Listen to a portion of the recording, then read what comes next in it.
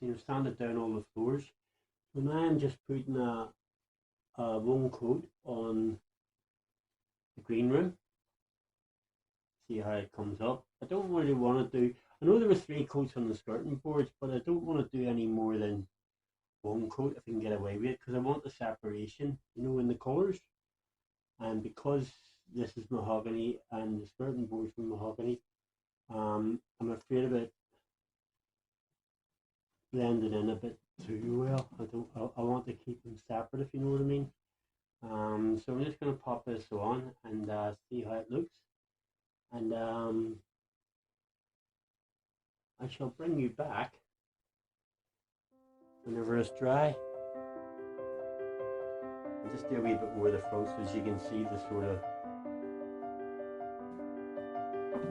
the colour that's going on.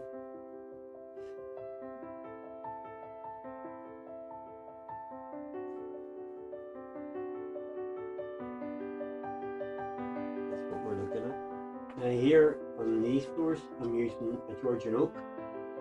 As you can see, it's quite a bit lighter than mahogany, but because these 2 rooms are white, I feel that will go well. I was actually going to use it for the rest of the floors, because if Sara wants it darker, then that's not a problem. But if I put it on dark, if I put like these floors here, it'd be hard to change it up to sand these down, to lighten them up.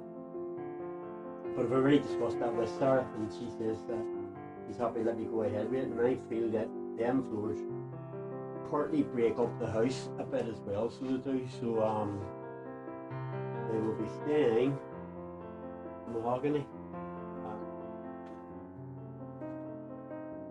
Now here, if I can keep my hands out of the way,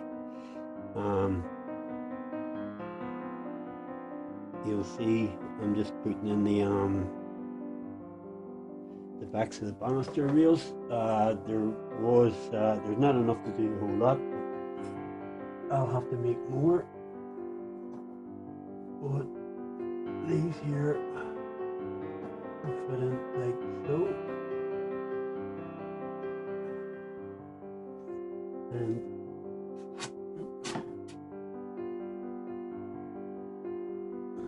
a wee bit of adhesive spray, contact adhesive spray. On that, and that's the back of that one in. I don't know if we can just go up a wee floor. The camera's a bit low, but same principle applies. What I've done was if I can get that in shot, I cut this banister rail down just to finish off the back, because it would have been closed in, obviously, so it would have. So, as I say, everything we're trying to keep is true to the rail as what we possibly can, and that will just fit in there like so. And again, just to make sure everything's held in place properly, the contact adhesive right. Hopefully my finger won't be slipping. Now here, I'm just gonna throw this wee tip in. I've made sort of a paddle, so I have. You can actually, you can buy things like this here for the exact same thing, and we just taper the end. And I reckon you can guess what I'm going to use it for. Because this here varnish has been sitting for quite a while.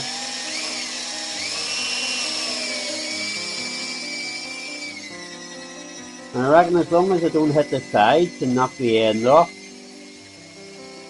this will do as good a job as any.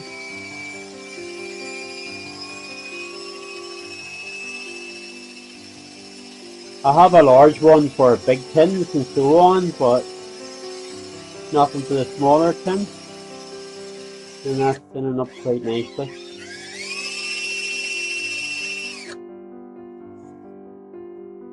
So there's a tip for you if you ever need one, to help you along with stirring your varnish. even though this here floor has been given 2 coats of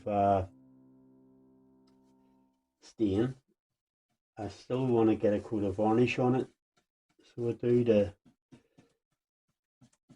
make it easier to clean. It's been sanded and stained, as I say, but it will gather dust, and we don't want dust, so we don't.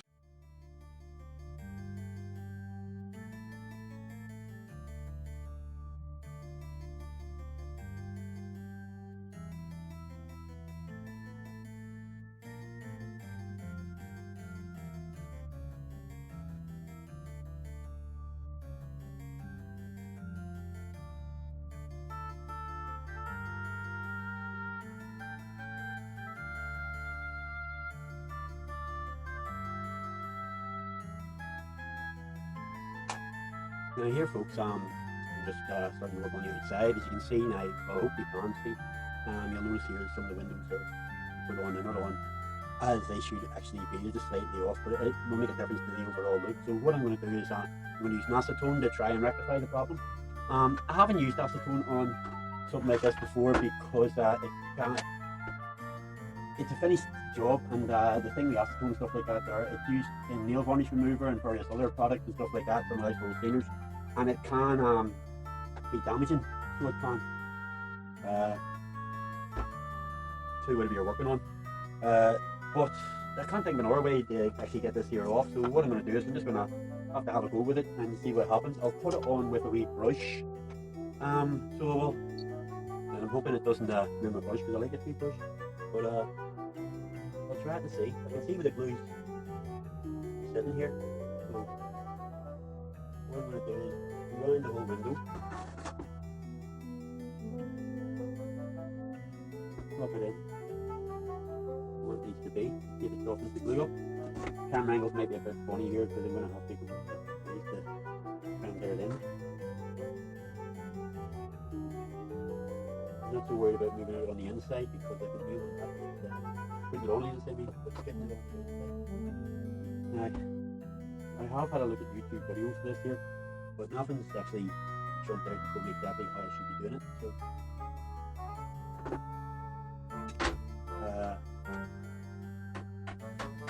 still got to go back. Nice, Sara.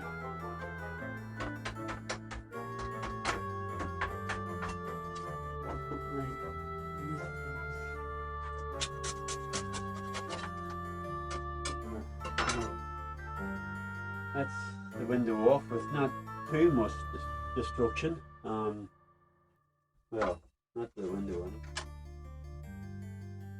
And here I'm just treating where I used acetone with a bit of methylated furs, and hopefully the reaction will be to destroy everything that I just put on, and I'll be able to glue back on again. Hopefully once that dries it will be ready for a glue. I'll do a test piece first and see how we go.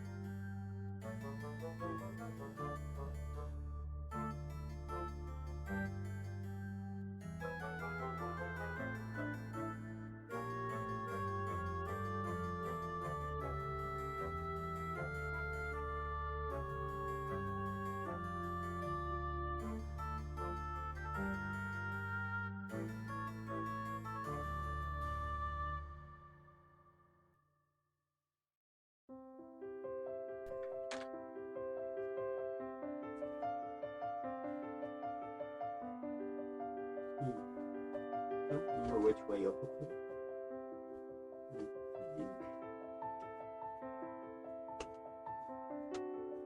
There we are.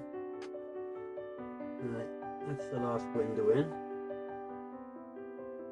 on the door side, so we're just going to do the 3 windows on the other side, and then we'll be ready to set them. So we will.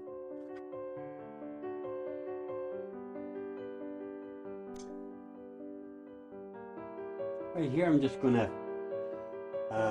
be doing these edgings down. Now, there's a couple of them been done white previously, but I don't think that's going to match in very well. So I'm going to use it's called Pralines and Cream, if you're interested in that. But it's just an off-white, or